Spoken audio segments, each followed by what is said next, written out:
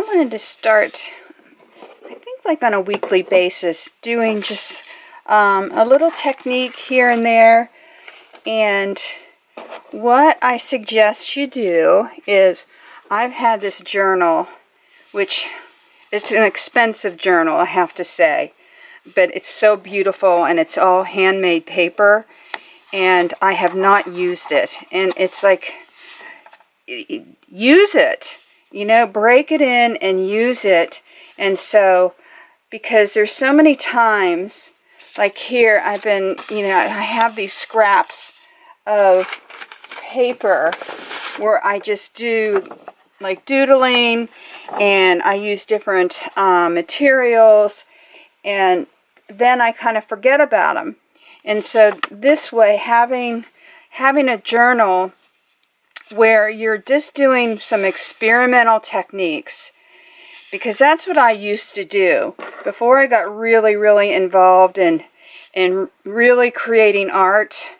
I experimented, and it was the best time to really just, like, you know, just empty my mind and just let my intuitiveness come through. And, you know, nothing was precious. So therefore, I could just do whatever I wanted. And what came out of it was, a lot of beauty. And then I forgot about it. And so this is kind of a record. This will be a record of techniques that either I'll just have for myself that I love, or that I can use in paintings.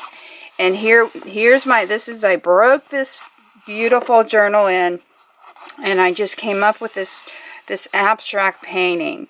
And so I'm going to use the same materials and the same technique on the next page. Okay? And so how I got this like really soft charcoal is, they have these little pouches. You can buy them online, and they're like $40. And I bought one a long time ago, and I pulled it apart, and I realized, what a waste of money. I can make my own. So what you need, I'll just put this away for right now. What you need is, you need like a circle of some stretchy fabric. I think this was an old t-shirt. You can do an old sock, anything that's like a jersey texture to it. Okay, so you have your circle here, and you just pour out some charcoal like that. I would say that's like maybe a tablespoon, maybe a little less than a tablespoon. And then you get cotton balls.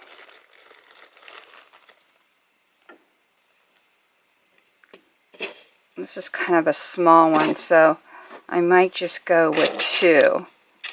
But these are a little bigger, so I think I had 3 cotton balls in there. Okay, so then you just twist this, get a rubber band,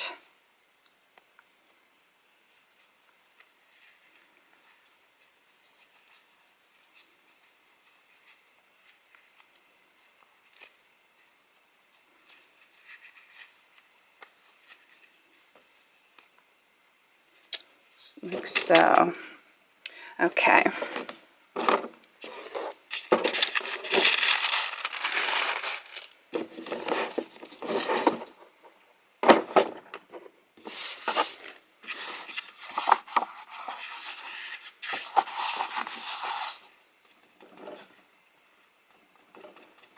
Okay, and so now you just pounce, and then you can rub.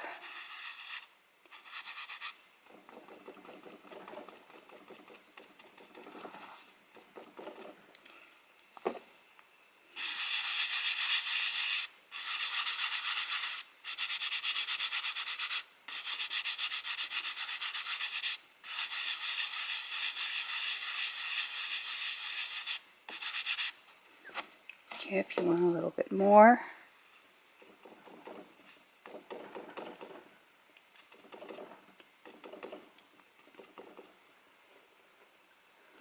In the center.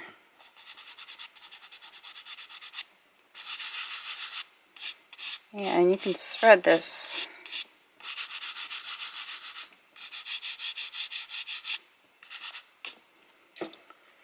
And then one of my favorite things to do is to get walnut oil or linseed oil.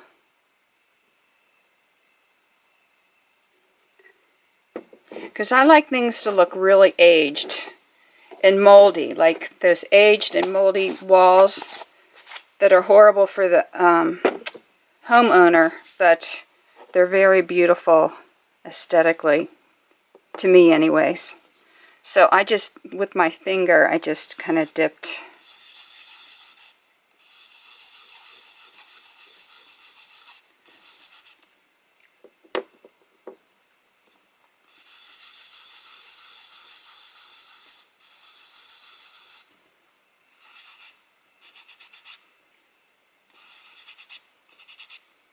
Okay, I'm just doing this. This is very abstract. It's not, I'm not doing, but you can do it, like, I'll show you this. And this is something, maybe I'll put this in this journal. But I did this image, and I used a lot of the techniques that I'm using now. So that's the thing. You can find a technique that you like and either keep it abstract or apply it to, you know, for me, I do portraits. So I would apply some of what I'm doing here to create a portrait. And maybe next week I'll do that. I won't demo it, but I'll take some of these techniques and maybe make a little portrait and showing you how you can take these techniques and make them into something. Rather than if you're not an abstract artist, that you can actually then take these techniques and use them to create what you love to paint. Okay, and so now the next thing is one of the reasons too I like the linseed oil is that, and maybe I should zoom in on this. I'm going to zoom in on this. Make sure. I'm going to go in a little bit more. Okay.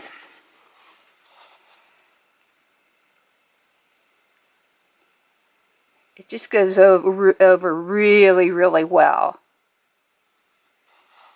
with pencil. You wouldn't think it would, but it does. So you really can't see it in the charcoal itself. But these areas where I did put the linseed oil or the walnut oil. See, and even here, when I'm doing it on the paper, it still doesn't have that intensity on the linseed oil.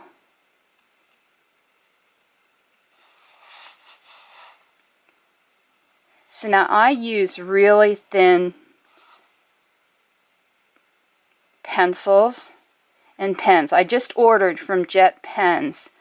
They have a .03 pen, and I love that size. And this is a .03 pencil. So that's why you have these really fine lines. And then I always do kind of these little tick marks or circles or something. It's just my signature when I draw, instead of just doing a regular line. I like to see how you can't really see it. What's cool, and I don't know if you can see it, but when you go through the charcoal with the pencil, you get these white lines. And I'll take a picture of this and post it at the end of the video. So you get these white lines. Here, I'll even make it.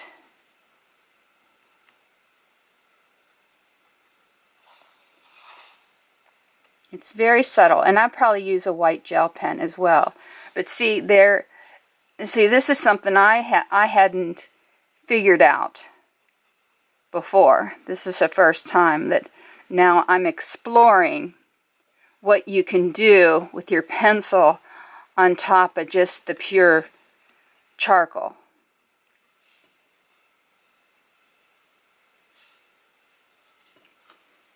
Okay, and then I'm going to go in with some watercolor.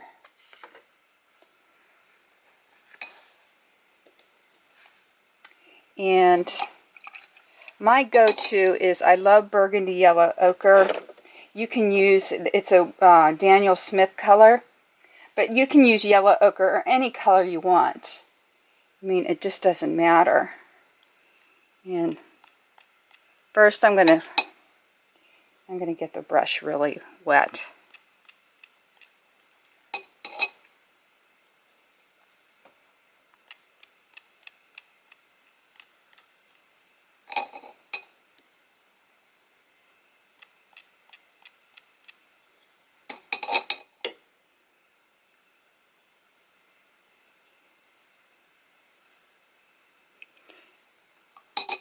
Okay, so what happens if this wet, oh,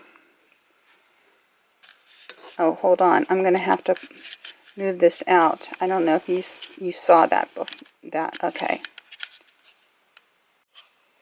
Okay, I wanted to tell you, one of the things I didn't like is, and it's because the paper is so fibrous, when I did that scribbling, I pulled some of the paper off, and I don't like how that looks at all.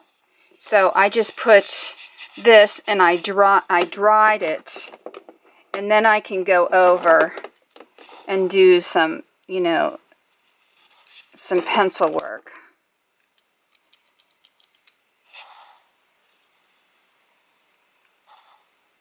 So, you know, that works. Now, you can do any kind of mark making or doodling that you'd like. I mean, you can scribble. That's the other thing you could do. You can do lines, and then you can scribble and just have the pencil at the, you know, just hold it at the very end, and then create this mass of energy,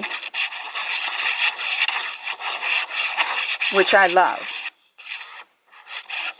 See, this is like so wet, and it almost went through. So I don't like that. So now I know with this paper I can't do that. If I ordered the jet pens, and so next week I'll show you the how those work, because they're the same, as I said, they're 0.3, so they're a lot thinner than most pens. So I wanted to show you how, if you want to try that technique that I just showed that failed on that paper. Here, I'll zoom in. This is the moleskin paper that I'm used to using. So that's the other thing I was worried about using this journal is, you know, I wasn't sure of because I'm used to working on a really, really smooth surface.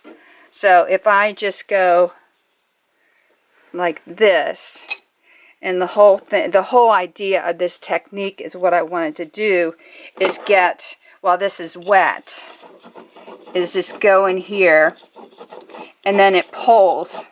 See how it's like pulling the watercolor.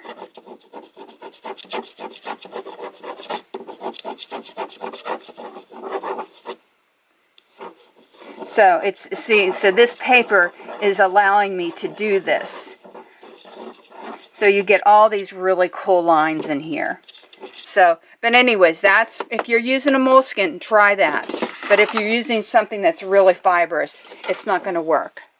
Okay, so back to this. And then I'm going to stop because I'm going to make these videos short.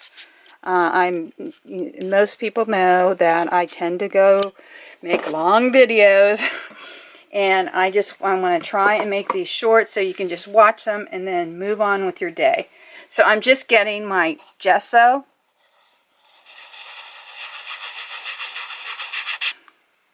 And this is where the moldy comes in.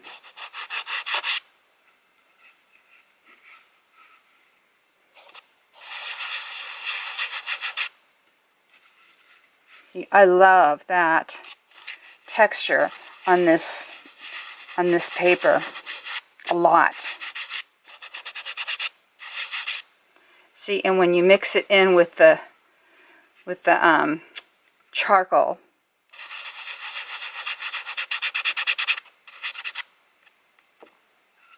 and I'm going to get rid of that. Somehow I'm going to get rid of that. I'm going to I might even do a collage thing over that. But,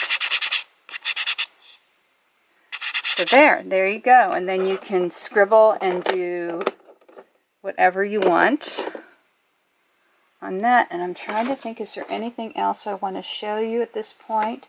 No, I'm going to wait. I'll wait till next week. And here you can do this little scribbling here.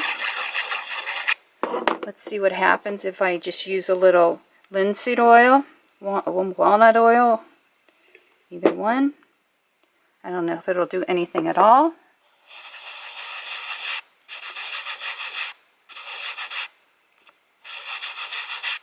It kind of blends into the charcoal, which is cool. Okay, so that's it. That's the first week of working in your new journal. All right, thanks for watching.